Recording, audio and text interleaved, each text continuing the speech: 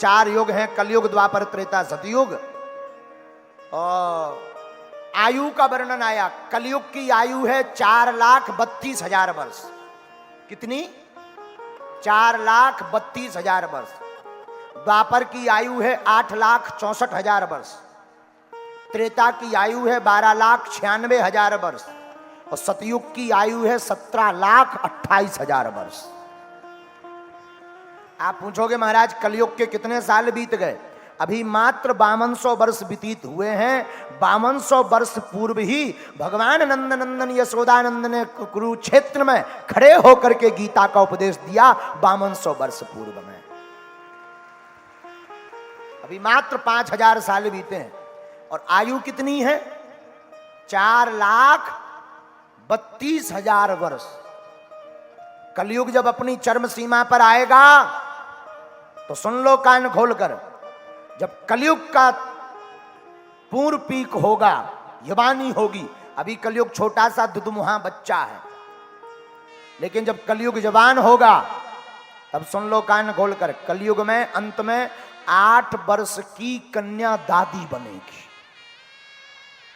हाँ, 8 वर्ष की। पहले आयु होती थी 100 साल, अब बची है 70 साल। एक आध जने पुराने चावल वाले 100 साल जात, बाकी 60-70 के बीच में ही सीताराम। हाँ।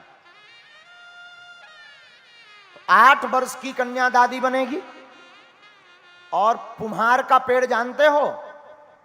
पुम्हार का वृक्ष की लंबाई बढ़ेगी, इंसानों की लंबाई घटेगी, और उस वृक्ष के नीचे बैठ करके सब छाया लेंगे। ऐसा कलयुग आएगा। अभी रुको रुको रुको रुको, ऐसा कलयुग आएगा इंसानों की मांस की मंडी लगेगी। इतना भयावह कलयुग आएगा। लोग यहां इंसानों का मांस खाएंगे। जैसे अभी यहां पर लगते ना चाइनीज कपड़े, ऑस्ट्रेलियन कपड़े, अमेरिकन कपड़े, ऐसे ही चाइनीज इंसानों का मांस इस प्रकार की मंडी में विक्रय होंगे। इंसान इंसान को खाएगा। ऐसा कलयुग आएगा, न मर्यादा होगी, न बहन, न भाई, न भाभी, न भैया। अब मर्यादित सब होंगे, अपने खून के रिश्ते तक में विवाह कर लेंगे। ये तो अभी भी कई जगह देखने को मिल रहा। और इंसानों के मांस की दिल्ली में एक घटना घटी थी आज से कई वर्ष पूर्व। टैक्सी ड्राइवर को काट करके खाया था इसी दिल्ली में। आप लोगों ने पढ़ा हो ना पढ़ा हो, कौन कौन जानता उस घटना को? हाँ, लेकिन हमने उस घटना का पेपर पढ़ा है। हाँ,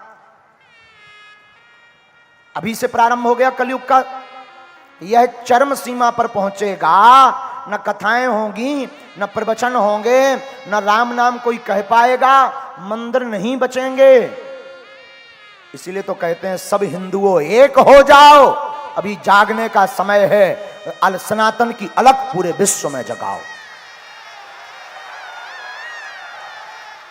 दोनों हाथ उठा के बोलो बागेश्वर बालाजी की। बोलो क्या समाधान पाना चाहते हो? ठीक है, और कोई बात? पढ़ो।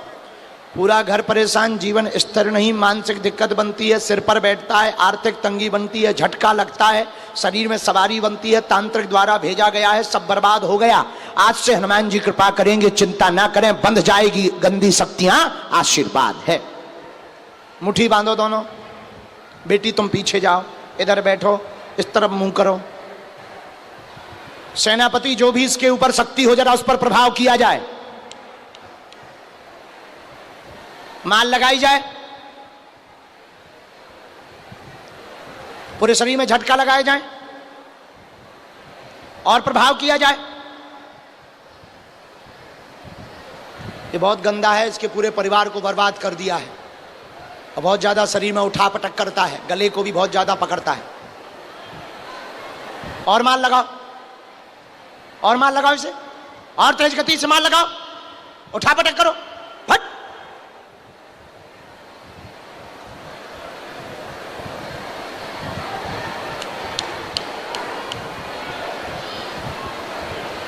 राम राम राम राम राम राम राम।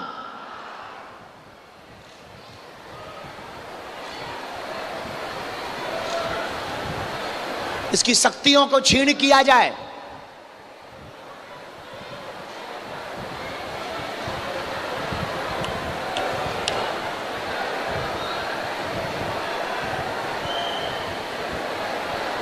ऊपर की तरफ खींचा जाए। भूत पिशाच महावीर जब, भूत पिशाच महावीर जब, भूत पिशाच महावीर जब। मुट्ठी छोड़ो। जगह छोड़ो। ये मंत्र है, उतारा धाम पर होगा। जाओ, आज से तुम्हारे घर पर तुम्हें परेशान नहीं करेगा, आशीर्वाद है। बस बस बस दूर से प्रणाम करना है। चलो रो मत, भजन करो, आज से खुश रहो। पढ़ लो। माते आओ।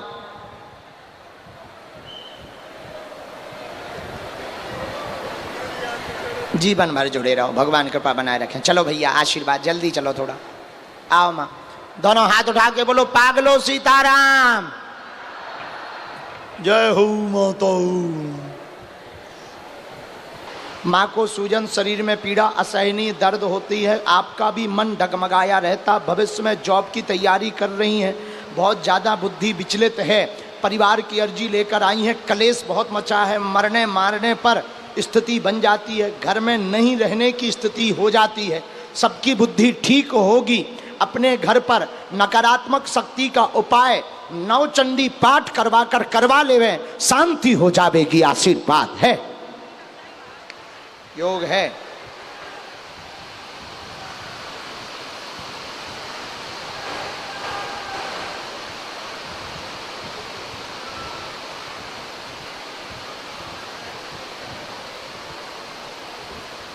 एक मंत्र भी लिखा, बुद्धि ठीक रखना, कॉन्सेंट्रेशन की आवश्यकता है। विचलितता बहुत ज़्यादा है, एकाग्रता नहीं है। सिर में दर्द बनने लगा है। सिर की पीड़ा नस के कारण है। स्क्रीन देखना थोड़ा कम करो। अध्ययन पर ज़्यादा फोकस करो।